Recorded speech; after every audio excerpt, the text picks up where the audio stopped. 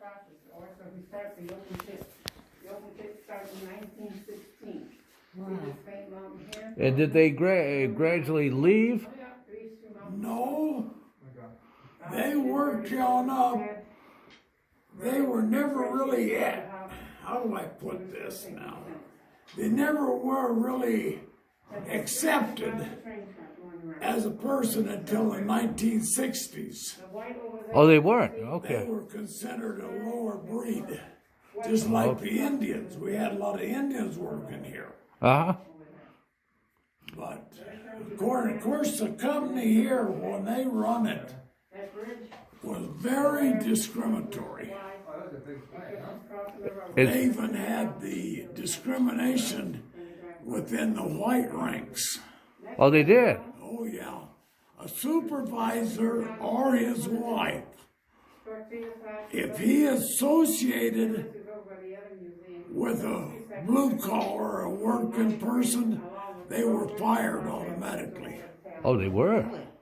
So everything here was discriminated. It was. Okay. Up until the 60s when the civil rights started. Okay. They started to change at that Then point? they had to change. Oh, they had to. Okay. Yeah, the government, all these companies get money from the government. And they wouldn't get any money if they didn't change their ways. Okay. So this was really a very discriminatory town. Oh, it was. Yes. So was it divided up into sections? But, if you look in history, there's nowhere in the world that's not discriminatory. Well, absolutely. Yeah. It's only been the civil rights that actually that's all been trying to eliminate. Okay. But here, see, the company owned everything. Thank you. Thank you for stopping. You have a safe one now. So consequently, they controlled everything. Okay, so they owned the housing and The store, the housing, Hospital. the hospital. hospital, they owned everything. Even the railroad coming in and out. See, we didn't have a road in here till 1941. Oh, you didn't? The Okay. government built the road in to put the airport, the air base in out here. where Oh, the for the country war. club is now. Yep, they did that for the war? Yes. Yeah. That way the company controlled who came and went. Oh, okay. Because they owned the railroad.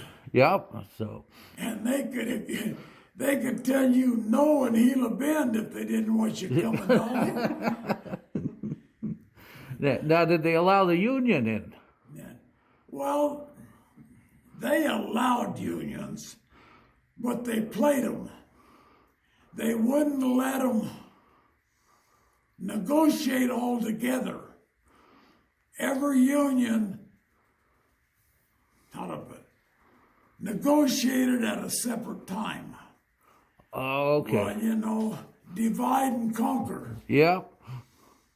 So that's how they played that, huh? That's how they played it. You could yell union. Yeah, we were a real strong union. But truthfully, unions didn't mean nothing because the company controlled it. Because they played it. Okay. And when did you start working at the mine? I started here in 49. In 49. Yes, I worked about 40 years for them. Okay. So that was the year I was born. The year I was born is 1931. 31. Well, I'm congratulations. 90 years old. Well, you've done... I've lived through this. And of course, people ask, why did you stay here? Well, money. It's one of the highest pays there was. They even paid more here than contract did. Oh, they did? Yes. And we had real good benefits, hospitalization, insurance policy, and all of that. So the incentive was good to stay here.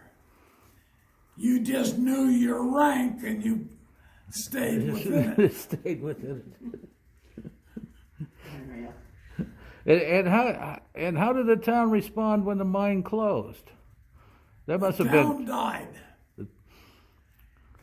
Our peak was around 1962. We had quite a few, over 3,000 employees, and the town was 1,800. Okay. Well, when we shut down in '84, we were down to a little less than 2,000 employees, and the town was about 8,000 population. Well, in a period of about 6 to 8 months, the town dropped to 1,000 Wow. because the only ones that could stay here were retirees. That's a lot of empty houses. Because that's right, everything had to depend on, well, the company owned 1,400 houses. And then in 1987, they sold the town off. Oh, they did? Well, that's when retirees started coming in here because they were selling everything at 10 cents on the dollar. Oh, okay. And your retirees was coming in here to live. Well, that brought the town back. And then, as you should know, as we grow older, we all die. Well, elderly people today want to live close to a hospital. Yeah. The young people don't want to commute this far to a job. So the town is dying. Oh, it is. From the elderly just dying In off. fact, it almost died completely in 2020 when this epidemic hit, Yeah. because we depend strictly on tourism. Okay, and that slowed it down, huh? And the only thing that saved this town at that time from completely dying, and I'm not going into politics now, but I remember what they call the Great Depression. Yeah. I remember when the government created jobs, WPA, CCC, and all of that. Well, this wall down here, which I was strongly against because it fouled up our ecosystem, our animals traveling. But it put people to work. Right in this area, they had a little over 500 employees. Oh, they did? That many? Well, that saved Ajo. Oh, it did? Yes. From If it the... hadn't have been from them, this virus would have wiped Ajo out. Oh, yeah. Not people getting the virus is no tourism. Nobody coming, no money. That's right. No money, like you Town said. going. Yeah. So the wall saved Ajo. And of course, like I said, I was against it because I love nature and I watch the animals, how they work. Going back and forth. Oh yeah, that in this desert, they travel from 50 to 100 miles in their route, Oh, just looking for food. looking for food and water. Yeah, okay. So then they traveled in. Well, that wall was going to stop everything. So they don't have any... Eagles anyways. They don't have any way for the animals to get through it No, then. well, if you did, people could get through too. So, Yeah, well, I think people will figure but out. like I said, I've got mixed feelings there. Yeah, yeah. As far as the town's concerned, it saved the town. So you think the future looks good for the town? No. No. And else they can curb this virus and get tourism working again. Because, see, we have nothing yet. We have no hospital, no nothing. Oh, the hospital's not open anymore? No, all we've got is a doctor's office. And that's only 4 days a week, because a doctor don't even stay here. Oh, he just comes through. He comes through. So, and as you should know, you're getting up now where they're your favorite people. Well, that's true. Whether you want to admit it or not. That is true, yeah.